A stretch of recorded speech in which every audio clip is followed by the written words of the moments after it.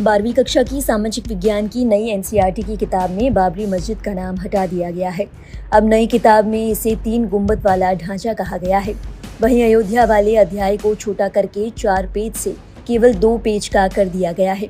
इसमें बीजेपी की सोमनाथ से अयोध्या की रथ यात्रा, कार सेवकों की भूमिका, बाबरी मस्जिद ढहने के बाद हुई हिंसा, राष्ट्रपति शासन और अयोध्या में हुई हिंसा पर बीजेपी के खेद वाली बात को शामिल किया गया है।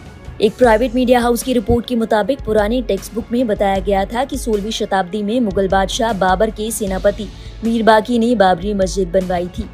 अब इस अध्याय में बताया गया है कि 1928 में श्री राम के जन्म स्थान पर 3 गुंबद वाला ढांचा बना दिया गया था।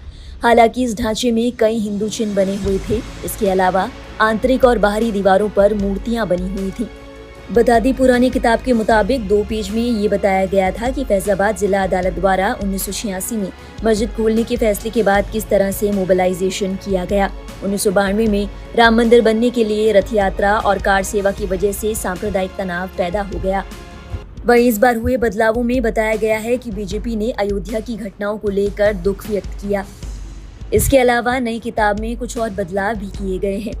नई किताब में बताया गया है 1986 में फैजाबाद जिला अदालत ने 3 गुंबद वाले ढांचे को खोलने का आदेश दिया। लोगों को पूजा करने की अनुमति मिल गई।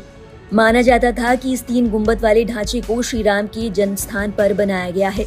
राम मंदिर का शिलान्यास कर दिया गया, लेकिन आगे निर्माण पर रोक लगा दी गई।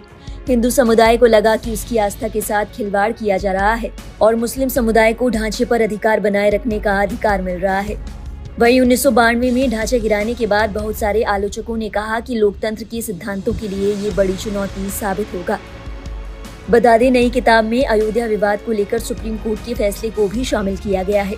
इसमें बताया गया है 9 नवंबर 2019 को सुप्रीम कोर्ट की संवैधानिक बेंच ने फैसला सुनाया है कि ये राम मंदिर की भूमि है।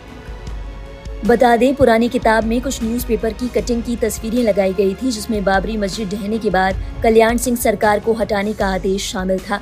इसे अब हटा दिया गया है। बता दें, 2024 के बाद चौथी बार एनसीईआरटी की किताब को अपडेट किया गया है। अप्रैल के महीने में एनसीईआरटी ने कहा था कि राजनीति में हालिया डेवलपमेंट के आधार पर चैप्टर में परिवर्तन किया जाता है और नई चीजों को शामिल किया जाता है।